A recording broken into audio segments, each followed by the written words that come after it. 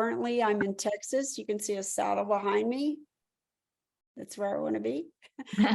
And now, without problems, I can be on that saddle anytime I want to, because I've got my health back. What happened for me is in August 31st of 2016, I had a routine sinus surgery.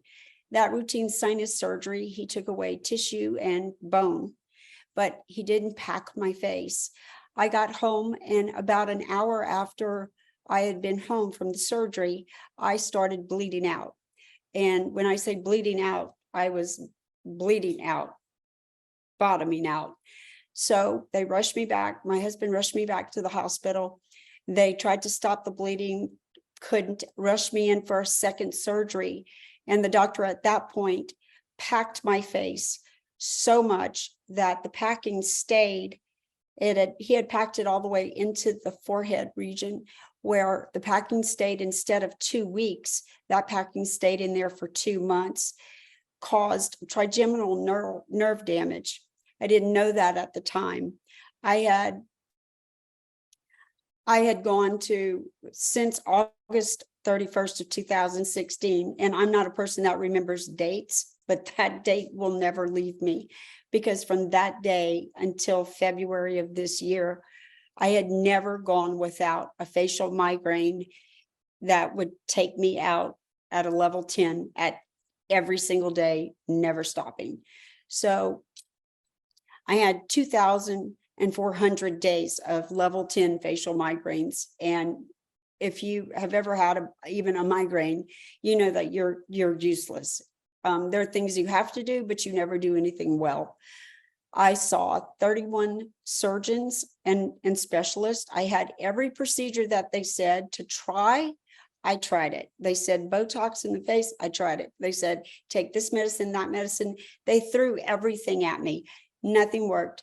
Last attempt was, I had a brain surgery that he went in from the back. I have a giant titanium disc in my head now. And he went in and he clipped one fiber that would allow me to at least have wind hit my face. But that was it. That didn't stop the pain. It didn't stop the swelling. So the condition I have is called Sluders Neuralgia. It's called the suicide injury because there is no cure for it. And that is the outcome of most people that have this condition. That's how debilitating it is. So in February, after 2,400 days of making every single decision based around the limitations of my life, there were no expectations. The limitations were I could make it as far as this point, and then I knew I was going down. It didn't matter how much medicine I took, how much I tried to block my face. It did not matter. I was going down. And I had a friend named Brian Penrod who saw that I was in a 7-day cycle. I had had 3 IVs to break the migraine cycle. Nothing had helped. He asked me if he could send me something. He didn't tell me what it was, and I didn't ask. I was in a migraine. It just sent a miracle. He sent an envelope, and it looked exactly like this. And on the back of it, he wrote, just try this. Put this patch here, here, and here, drink a glass of water, and in 5 minutes, your level 10 pain is going to go down to a 2. Well, I had tried everything else. In 5 minutes, my level 10 pain went down to a 2. And in about 10 minutes, I believed it. Nothing had stopped it. So my husband looked at me and we didn't want to move or look at each other or say anything because we thought maybe it'll go away, but it didn't.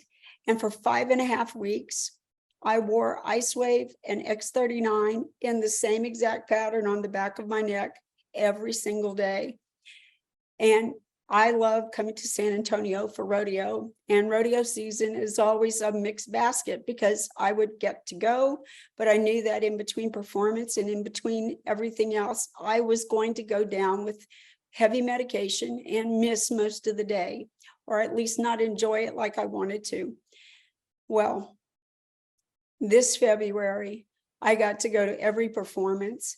I went through every barn, all the dander, all the dirt, all the stuff, the wind, the heat, the humidity, the cold. Nothing stopped it. And for 5.5 weeks, I got to go to rodeo. I got to come back and volunteer for youth rodeo and help with the inner city kids. I had no pain. I didn't have to stop anything. I got to live my life again, pain-free. And I went back home and I realized that it's March in Louisiana. I mean, you wear shorts in March in Louisiana and you mow the grass. And I was outside mowing the grass and I realized I didn't have a migraine and I didn't have patches on. And I was outside doing what I wanted to do. And there was no residual go to bed, this is it for the day. And that's when I realized that I had finally broken the pain loop that no other doctor and no other surgeon could break.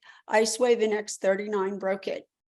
And since then, I have worn, some days I need it, some days I don't, but I don't schedule my life around my pain anymore. It is gone. And I can say that I can do push-ups again. I can hang my head, I can sew, I can clean, I can do anything. I can ride horses. So Pam, explain to everybody, because you said, I now can do these things. Why couldn't you do them before? What, if you did try to do them, what would happen? The pain was so intense that you lose your balance. There's so much pressure in your head and there's so much pain and swelling that every day my face would swell up like I had a black eye, and it would go, the nerve pain wraps around from the back of your head where the veins come in from the skull, and it goes right over that eyebrow. And then all of this would swell up and become so big that you'd have to stop all stimulation. You'd have to stop everything you were doing, cover the eye, not have any light, any stimulation, and just lay still in bed. And then you had to position yourself because the sensation you get, I told this to every doctor I've seen in the last 6 years. It's like a sick sack of goo just rolls in your face. And while you know it's not there, that's what you feel. It's like being on a boat, but it's only your face moving. And it's so painful that you just go to bed. There's nothing else you can do. I couldn't help with Katie. I would cook supper and I would go to bed. I would make sure she was finished or clothes were done or something was done, and I'd go to bed. And so my quality of life was almost at zero. I mean, I could fake it through, but I was never faking it through without medication or without just horrific pain. And now I don't have that. Now I'm in Bernie, Texas in 102-degree weather, and look at this face. There is no pain in it. And it's because I have an IceWave and an X39 on the back of my neck. So is there hope for people that have this uncurable condition? There is hope now, because while they say the only other thing they offered me was alcohol ablation, which kills all the nerves in the face, but they can't say that it'll take away pain.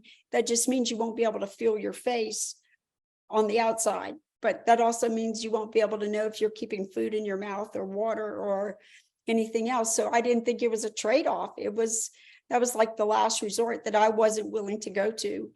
And LifeWave changed my life and my family's life forever. And now everywhere I go, if I see anybody with that grimace of pain, it's like, do you need to be patched? Let me tell you about this, because this is that little patch that has the potential of everything.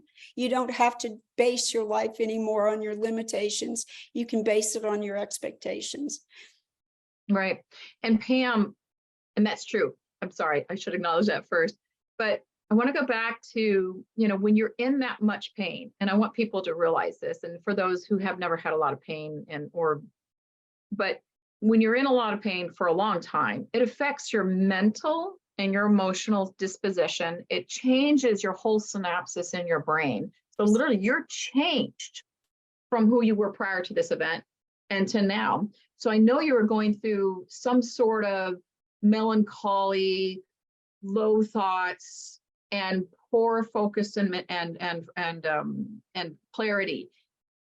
How is that now for you? I presume, correct me if I'm wrong by that, please. No, I was hopeless. No. I was hopeless because everything that was offered didn't work. So when you look at it and you know that you're not going, if you plan a trip or you go out to supper with your husband or you do anything, you don't enjoy it. You look for an escape route of how you're going to get home and get back to laying still and covering your head with a blanket. And that is not living. So how did I feel? I felt hopeless and I felt abandoned, but I abandoned my family because they planned things that I couldn't do. And so it stopped them from living too.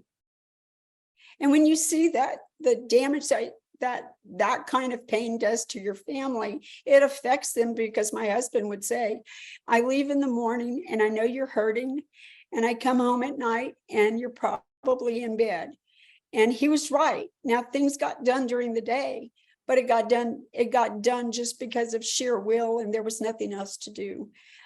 But it was never out of, oh, I got to garden today, or I got to do what I wanted to do. I only got to do what that amount of time, that little window, would allow me to do.